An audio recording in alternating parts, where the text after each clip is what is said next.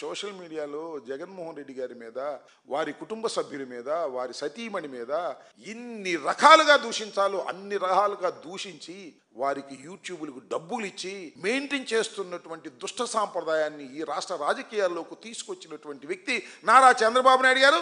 దాన్ని పెంచి పోషిస్తున్నటువంటి వ్యక్తి నారా లోకేష్ గారు. నిజమైన వారసుడు. మీడియాని నమ్ముకుని బతికేటటువంటి వ్యక్తులే తప్ప ప్రజల్ని నమ్ముకుని బతికేటటువంటి వ్యక్తులు కాదు. మూడు ఆయన కొణిదెల పవన్ కళ్యాణ్ గారు, చంద్రబాబు నాయుడు గారి దత్తపుత్రుడు. 100% దత్తపుత్రుడు. శభాష్గా పనిచేస్తున్నాడు, దానిలో ఏ విధమైన సందేహం లేదు. అద్భుతంగా వైఎస్ఆర్ కాంగ్రెస్ పార్టీని దూషించడానికి, చంద్రబాబు నాయుడు గారిని మొయ్యటానికి అద్భుతంగా పనిచేస్తున్నాడు. నెంబర్ 1 ప్రైజ్ ఇవ్వాలి అతనికి, దానిలో ఏ విధమైన సందేహం లేదు. 19 నుంచి ఎందుకు వచ్చింది? కేవలం ఓఎన్జీసీ గేల్ వాళ్ళు సార్. గేలు రెండు కలిపండి. చెప్పండి. ఓఎన్జీసీ వల్లే పోయింది సార్.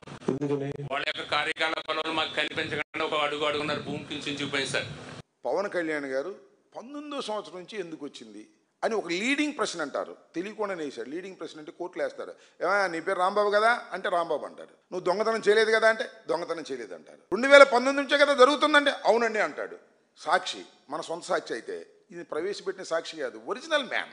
అందువల్ల ఏం చెప్పాడంటే 40 సంవత్సరాల నుంచి ఈ ప్రాబ్లం ఉందండి అన్న. అంటే తెలుగుదేశం ప్రభుత్వం అధికారంలో ఉన్నప్పుడు కూడా ఈ సమస్య ఉన్నది అని చెప్పాడు ఆయన.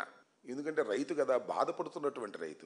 అతన్ని నువ్వు 19 నుంచి ఉందని చెప్పించడానికి పడిసిన గడ్డి ఎంత ధర్మం అండి పవన్ కళ్యాణ్ గారు. నేను వీరుణ్ణి, సూర్యుణ్ణి, నిజాయితీగా ఉండేవాడిని అని చెప్పేవాడివి ఎందుకు చంద్రబాబు నాయుడు గారి గురించి అంత గడ్డి గడిచే కార్యక్రమం చేశావో నాకు అర్థం కాలేదు. ఇప్పటికైనా పవన్ కళ్యాణ్ గారు వాస్తవాలు తెలుసుకొని మాట్లాడండి అని ఈ సందర్భంగా చెప్తున్నా. దాంతోపాటు ఇంకోటండి, ఈ జనసేన పార్టీ ఎందుకు ఏర్పడిందండి? ప్రశ్నించడం కోసం ఏర్పడింది. అవునా? ఇది టైటిల్ ఆడది. ప్రశ్నించడం కోసం ఏర్పడింది.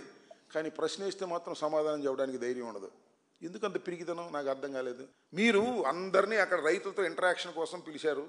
అంతా పగడ్బందీగా అందరికీ కార్డులు ఇచ్చి పిలిచారు. వాళ్ళందరితో ఇంటరాక్షన్ చేస్తున్నాడు ఉప ముఖ్యమంత్రి గారు. ఒకానొక వ్యక్తి, అతని వైఎస్ఆర్సీపీ వ్యక్తి కాదు, మీ వాళ్ళైతేనే పంపించి ఉంటారు. ఆ వ్యక్తి మాట్లాడిన మాటలు ఏంటో ఒక్కసారి వినండి. నేమ్ ఈజ్ గణబాబు, శంకరగుప్తం అండి మాది సార్. ఇది మీరు 2014లో కూటమికి సపోర్ట్ చేయమన్నారు, మేము చేసాం. అది వదిలేసి సార్ 1 మినిట్ అక్కడ నాకు అది ఆఫ్ చేస్తాను. సారీ, ఇది ఆపేస్తాను. మీరు సమస్య చెప్పండి. మళ్ళీ ఇదంతా పొలిటికల్ ఇక మైక్ మోగదండి, మోగదిక అయిపోయిందా? ఆపేసి చెప్తాను నేను ఎందుకు మోగదు. మొదలుపెట్టి మధ్యలో ఏదో క్విక్ మంది మళ్ళీ ఆపేసేస్తాడు. Censor board. పవన్ కళ్యాణ్ గారు ముందు ఎవరైనా మాట్లాడితే ప్రశ్నిస్తే సహించనుగాక సహించడు. కానీ ఈయన మాత్రం ప్రశ్నిస్తాడు. ఎవరిని ప్రశ్నిస్తాడు? జగన్మోహన్ రెడ్డి గారిని మాత్రమే ప్రశ్నిస్తాడు.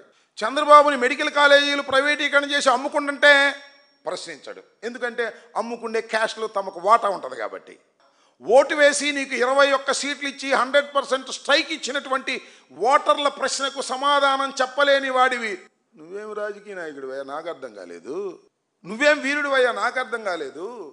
జగన్మోహన్ రెడ్డి అధికారంలోకి రాడు, నెక్స్ట్ శాసనం అని 10 సార్లను మొన్న 151 సీట్లు వచ్చినాయి. అంతకన్నా ఎక్కువ మెజార్టీతో జగన్మోహన్ రెడ్డి గారు ముఖ్యమంత్రిగా అవుతాడు. గుర్తుపెట్టుకోమని మనం చేస్తున్నాం. ఎందుకయ్యా భయం నాకు అర్థం కాదు. రాడు అని ముందు నుంచి చెప్పుకోవాల్సిన కర్మేంటి మీకు? 3.5 సంవత్సరాలు ఉంది ఎలక్షన్, అవునా? ఇప్పుడు ఎమ్మడే ఉందా? 15 సంవత్సరాల కూటమికే ఉండండి మీరు. ఎందుకు 15 సంవత్సరాల కూటమికి ఉండాలి? మీరేం బగలు తీశారని ఉండాలి? రాబోయేది జగన్మోహన్ రెడ్డి గారి రాజ్యం, గెలవబోయేది జగన్మోహన్ రెడ్డి గారు.